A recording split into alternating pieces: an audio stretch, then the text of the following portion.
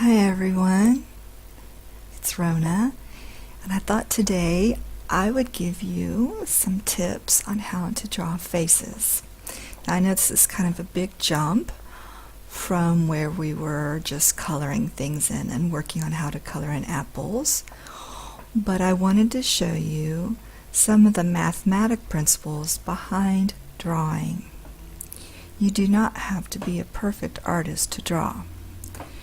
I'm going to come over to my color palette on the right hand side, and I'm going to pick a blue somewhere between this greenish blue and this bright blue, and I want something kind of in the middle. The next thing I'm going to do is I'm going to come over to my left hand side, and I'm going to pick my scrunchie brush because it's one of my favorite drawing tools. And you can use pencils for this or any of the other tools, but I just like this brush a lot. I use it for almost everything. Now, when drawing a head and face, we're going to just make an upside down egg shape. It doesn't have to be perfect. Now, the reason I use blue is because I'm kind of used to it. A long time ago, when you drew on paper, you drew with a blue pencil, and when you put it into the Xerox machine or the photocopier, the blue wouldn't show up, but whatever black ink you had put on there would. And so you used a lot of blue pencils to do your sketch work with, and it wouldn't show up on scanning, but the black did. So I've just kind of gotten used to using blue over the years. So we've got this egg shape, and there we go, there's my pencil misbehaving. And it doesn't have to be perfect because we'll make it perfect as we go. We're going to cut it down the middle from top to bottom, and we're going to cut it about in the middle crosswise. Now, the reason that we do that is because the human head, if you can see my human head, if I cross it in the middle, it's roughly where my eyes are, because you have all this space under here for your brain, and that's very important if you have a brain. Everyone should have a brain, hopefully. And then, of course, we obviously know that everything on this side is pretty much going to be the same on this side. But cutting it here, roughly in the middle, is right where your eyes are going to be. So what I'm going to do is I'm going to first make a nose, and then I'm going to make my eyes, and there's a reason for this. This point here in the middle, I'm going to go from here to here, and I'm going to cut it in the middle again. And then from here to the chin, I'm going to cut it again. And already it's almost looking human-like because there's proportions in the face that we instantly recognize: a nose and a mouth. So here's my nose, and my secret to drawing noses is that I draw a ball here that makes this nice squishy spot, and then I draw two smaller ones on each side, just like a C shape and a C shape. Then I'll put a little line down here in the bottom, because many people, when you look at their nose, this is kind of flat right here, where this little bridge of skin, called your septum, grabs onto your face. It's got a little bit of a curve to it, but it's overall kind of flat. So you have this little flat area, you have your nostrils, and then you have these C shapes on the side, and you've got this ball on the end. And that's the basics for just sketching it out. Now when we go to draw our eyes, the width of the nose is very important, because I'm just going to draw some dots going straight up to these lines. The human nose right here will correlate with the corner of the eye. So if you take your pencil or a ruler and you put it right next to your nose, you'll see that it goes kind of right to the corner of your eye. These are things that you measure with mathematics. It's pretty much the same for every human being. So if you have a bigger, wider nose, then your eyes are probably going to be farther apart, so the corners are not going to be very close. So now I'm going to draw just a little almond shape. But at the same time, I'm also going to draw two very soft circles. And I'll show you why here shortly. So we've got our corners right here, and they correlate down to the sides of the noses. Now when we look at the mouth, the corner of the mouth also correlates to roughly the center of the eye. And this is the same pretty much on all human beings. So the wider the nose, the wider the eyes are spread apart, and then the wider the mouth will be. So people with very large, wide noses often have very large, wide mouths. So if I say this is the center of the eyes, I just put two little dots in there just to make the center of the eyes, and I draw downward. That's going to be roughly the width of our mouth. Now the human mouth is not straight. If it was, we'd look kind of mechanical. I tend to draw these little dimples here. You can see just these little dimples of where the corner of the mouth is. And then I kind of go up like that. It's kind of like an archer's bow shape. You see, like, pretend there's an arrow in it. It's just that top piece. And the reason for that is when you look at someone's mouth, there's a little circular bump right here. So that circular bump is right there.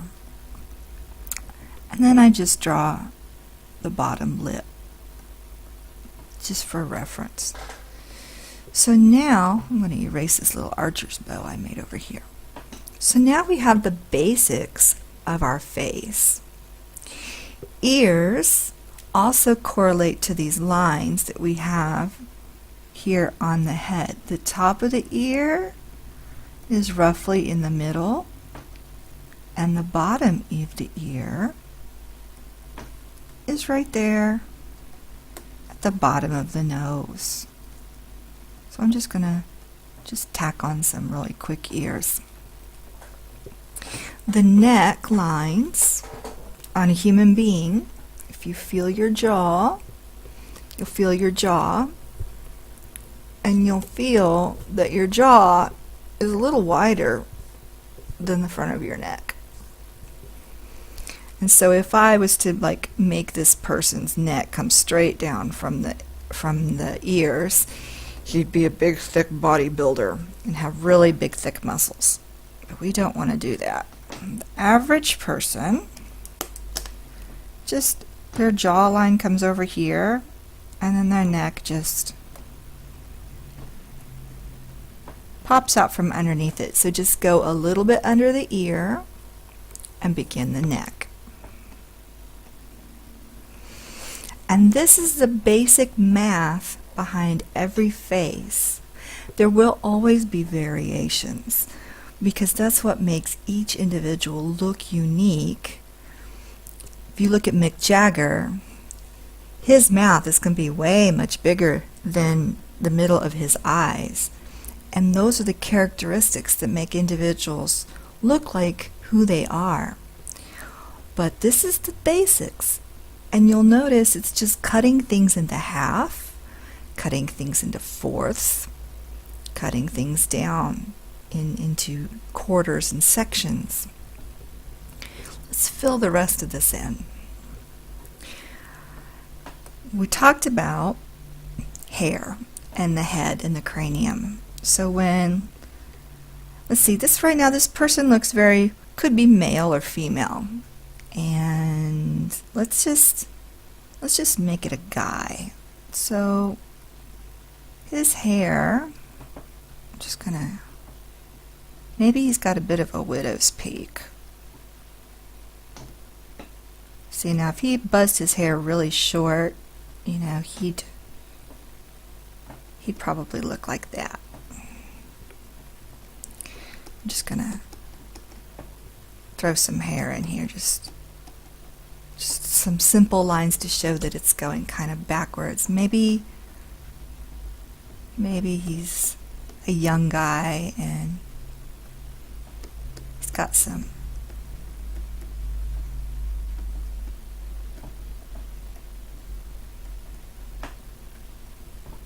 little wispy hair going on there. We're going to draw his eyebrows. Now also eyebrows do similar than the eyes. They often start here along that line. So if you take your pencil along your nose and along your eye, you'll see that the beginning of your eyebrow starts right along that line. But here's the next trick. Is that your eyebrow stops. I'm going to grab this end of my nose and I'm going to lay this right on the edge of my eye, and that's where my eyebrow stops, right there. It just makes a line from here to here to here, a nice diagonal line. So if I make a diagonal line on this guy from his nose to roughly where his eye ends, there we go. On him it's 45 degrees, but you know, depending if you're taller or shorter, if you have a rounder face or a squishy little face, that angle will be different, of course. But this is just an approximation, just a rough thing. We can give him a curved eyebrow, or we can give him a very, very stern, short eyebrow. We can do all sorts of things as long as it fits into those two sections. Let's just give him a nice thick man brow. Alright. I have a visitor. Let me show you. There's my dog. Hello, Obelix. Yep, say hello to everyone. Yep. You are the best dog ever. You are a good boy. Alright, are you going to sit down? Take the load off. Alright. Let's get back to our drawing. Now, men often have very firm chins, and the more firm and sharp it is, the more masculine this person may seem. So what I'm going to do is I'm going to come down here a little bit more this way and give him a firmer chin.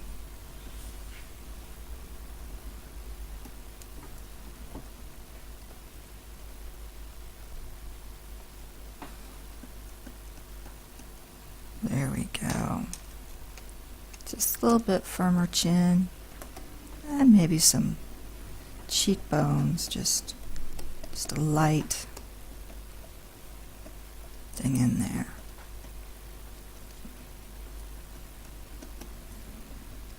Alright. Now, the reason I drew those little circles around the eyes is that when you feel your own eye, you know there's a ball in there. I mean, we've seen medical images that it's a ball. And where that ball is, when people get sags or bags under their eyes, this tender skin here starts to droop, and you get a line just underneath that bone. But it's really important to remember the bone's the face when you're drawing the face. And so I often draw that ball so that I can remember how I want eyelids to sit and how I want the eye bags to sit. Now this guy is probably a nice, handsome young guy, so he's not going to have a lot of that. But I'm just going to put his top lid on there, and it's going to curve with the ball.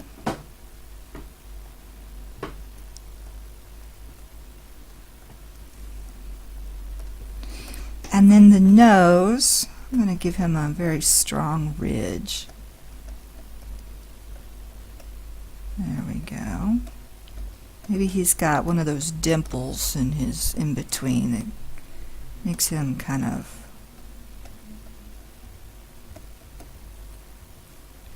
frowny faced. And then here under the nose, the younger you are, the more this dimple stands out.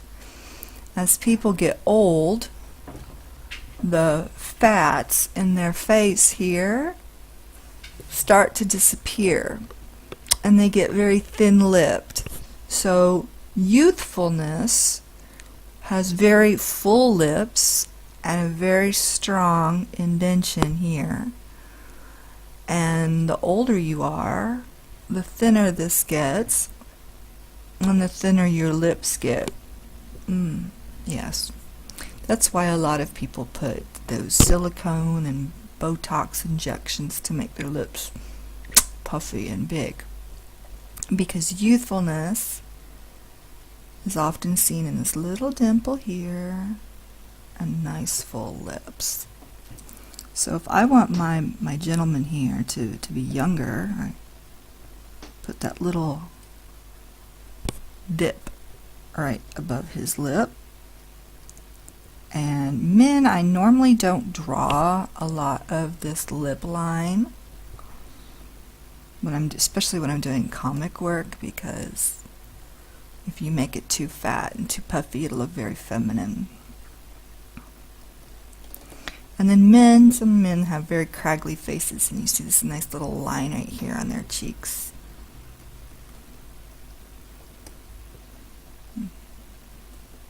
Alright, so now we have this nice sketch to begin our real drawing with. I'm going to come over to my layers palette, and I'm going to grab this slider over here, and I'm going to slide it down and make it lighter. If I slide it all the way, he disappears, but we don't want that. We don't want him to disappear. We just want him to be light colored so we can see him as we sketch, draw. I'm going to grab another layer up here with my plus sign, and there's my new layer. I'm going to come over here and grab some black, but I want it to be a warm black. So I'm going to take my black little indicator here and move it over to the reds so that I have a nice warmer black over here that I can use. It's not a pure black, just a little bit brownish black. And I still have my same old scrunchie brush. I'm going to make this larger by clicking my shift button, which gives me this big dialog and a magnifying icon right there. And we're going to work on these eyes first, because what I do is that if I don't get the eyes right the first time, I get very frustrated. I can draw lots of beautiful things with people in it, but if I get the face wrong, I just get upset. So I try to get the face done first, and then I work on the rest of it and fill it in, because people's eyes go straight to other people's eyes. It's just our nature. We like to look at people, we like to look at them, we want to connect with their eyes, and so to me the eyes are very important. Now, we can cheat a little with this program, which is really nice. We can come up here to the Symmetry Tool up at the very, very top, and we can click Symmetry. And you'll see it gives me this dotted line. Well, I'm going to have to move this out just a little bit to see where my dotted line... there it is. There's this little indicator right here on my dotted line, which means I can move it to the middle of his face. And I click it and I leave it there, and we're good to go. I'm going to I'm going to magnify this again. There we go. That's what I'm looking for. Because we're going to work on these eyes. Eyes are the window to the soul, and they can say so much about you. And what I'm going to do is I'm just going to start with that top. I'm going to get this a little smaller. There we go. I'm going to start with this little circle. You know, let me give you a piece of advice really fast. Always, always, always, when you're drawing, have a mirror handy, because you are your own best model. The eyes, if you look at your eye, there's this little dip right here where the tears can flow out. It's a little tiny, little round shape. Everyone has one. And so I start there with that little round shape to begin my eyes. And if you'll notice with the Symmetry Tool, it makes two of them. I draw one on one side and it draws the other one perfectly on the other side. And it's so handy when drawing faces, because then you don't mess them up. The eye most often comes up a little first on one side and then has a long slope on the other. And that can change and vary depending on the person and what you're looking at. But in general, you usually have a steep climb up and then a long drawn out that way. Now, I am just going to barely draw in this bottom because we really don't see it sometimes. It sort of blends in with the eye, and I don't want to draw a big heavy line to circle around the eye. So I just kind of swip in and leave the center wide open. Now we've got that circle shape that I made from where the eyeball is, and I'm just going to just gently draw a little bit of eyelid over that. Now a lot of people, their eyelid, their socket is way like this, and so you could actually, depending on how their eye is formed, you can actually have that socket and a little bit of eye fold there. Depends on how deep their eyes are and how their eye socket is made. You have to look very carefully at who you're drawing. And then there's just that little bit of eye baggage at the bottom. Not a whole lot on this guy. Maybe he's not that old, not that young. He's just like maybe middle-aged. Maybe just a little bit of little crow's feet, just beginning. Maybe he's in his 30s, late 30s, I don't know, we'll see. And then we've got the nose. Maybe he's got a little bit of lump in his nose, just a tiny little bit of nose lump there.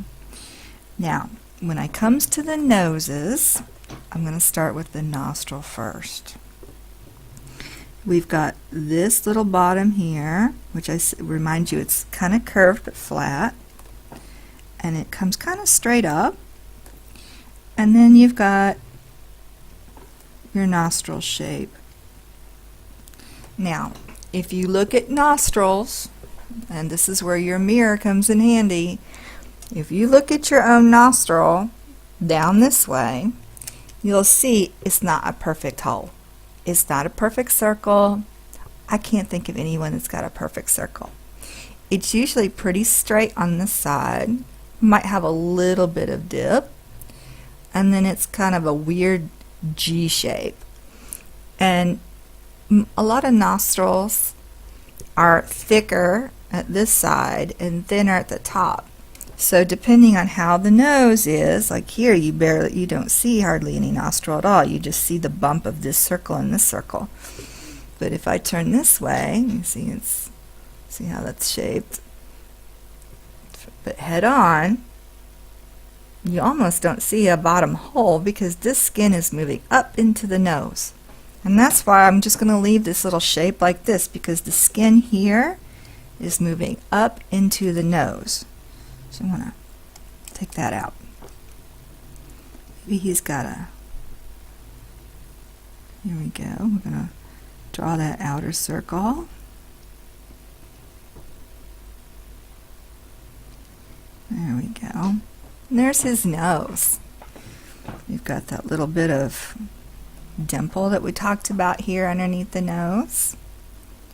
And then the mouth, here's that corner dimple that I've talked about earlier, and how I just sort of bring it in here. I'm just going to have his mouth open just a little bit, just this little tiny bit. He's just kind of smiling. I'm going to press my shift key and shrink that down. And then I'm going to begin over here, and I'm just going to give him some hair.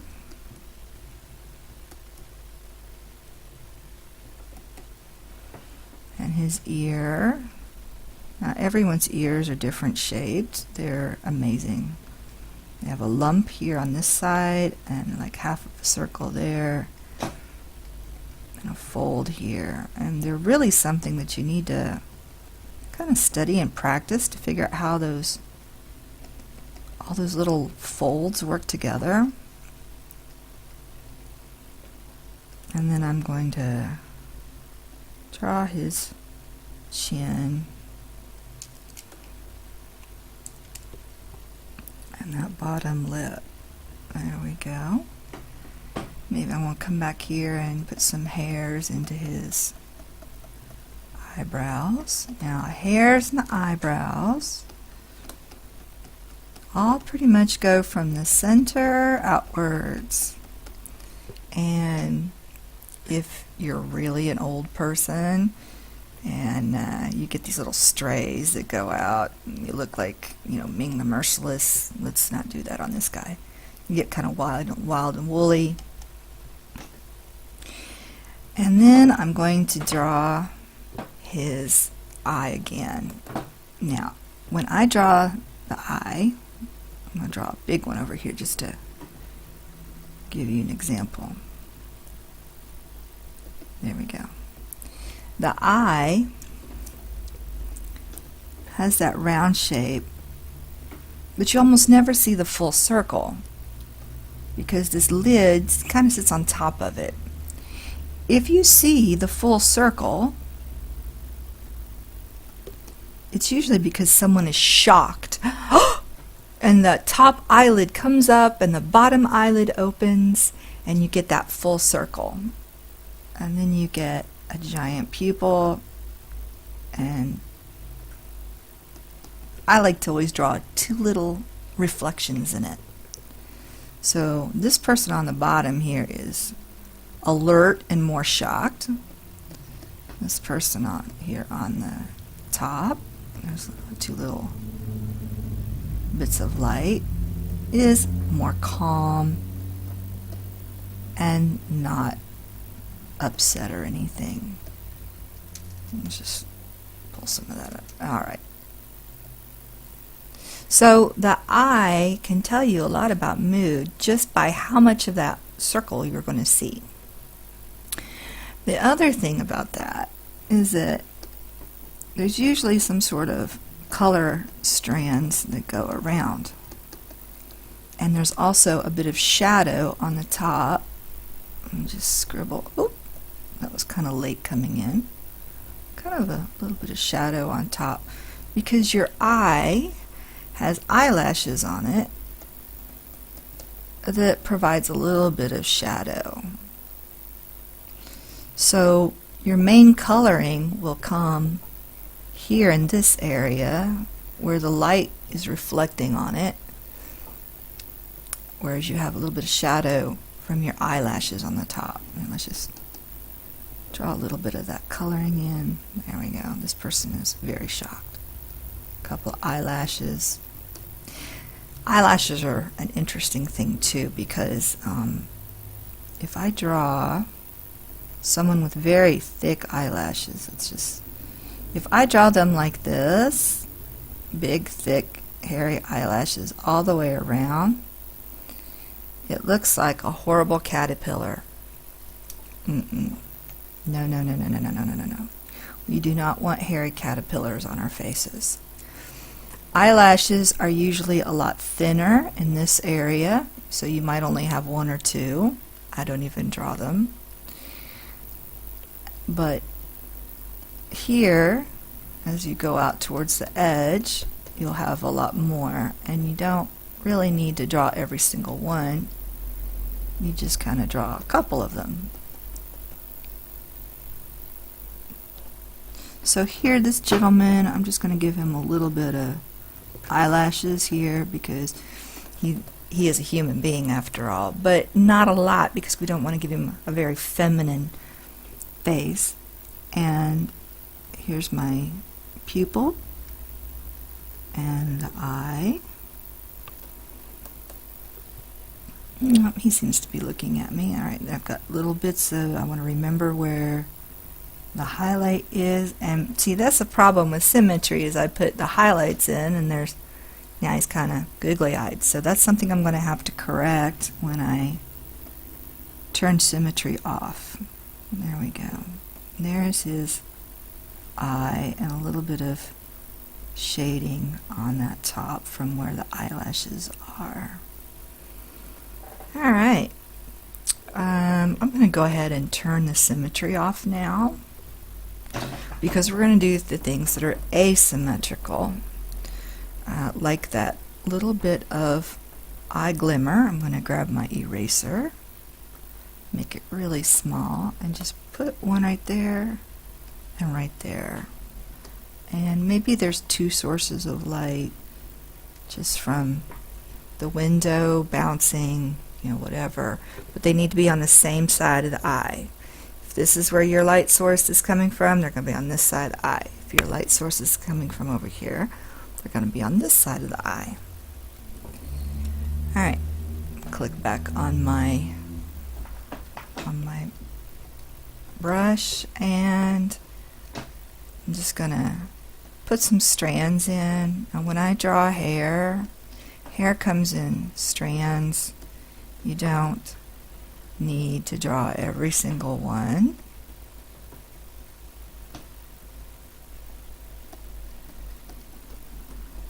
Just draw what little hairs you need for, and the general shape, outline. Just doesn't have to be perfect, because hair is not perfect. Hair does its own thing. I'm going to shrink this down a little bit. We're going to talk about that neck again. Oh, you know what? I want to put a little bit of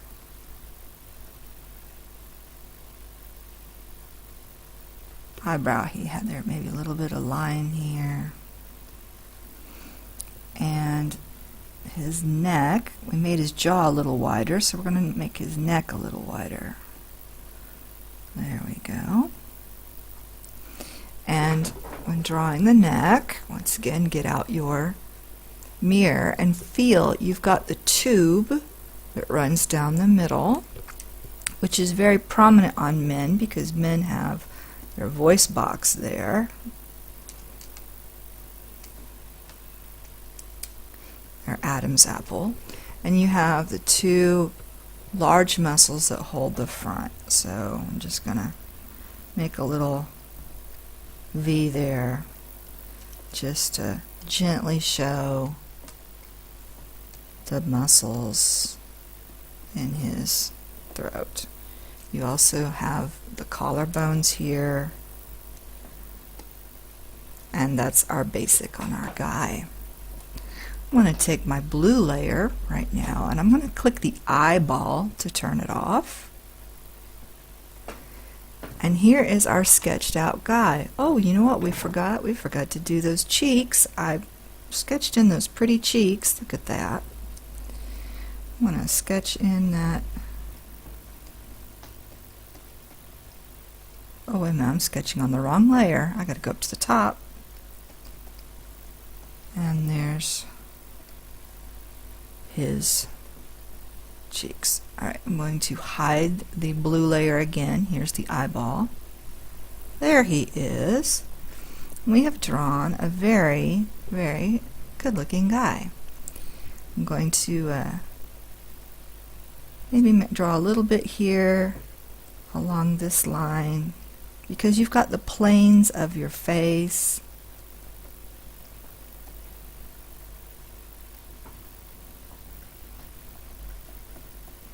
A little bit lighter here, add some little light colors. Add some shadow. Maybe right here, the skin of the nose comes down, and a lot of times you'll see an indentation right here where that socket is. Let's take my smudgy brush and smudge that a little. Get it bigger, bigger, bigger. There we go. Just smudge that a little. Grab my artistic tool again, and sometimes you have a line right here. It begins at the top of the nose and it comes down and goes this way. There we go. Maybe a little bit of line here. If he's got a prominent chin, put a little dimple there. You know, maybe not. Just very lightly draw in those lips. And there we go. So you should have roughly something very similar to this in your drawing. Remember, practice makes perfect, and also look and observe. Observe, observe, observe. Because everything can be broken down into shapes and areas and a lot of math. Have a good day. Hope you enjoyed this. Bye.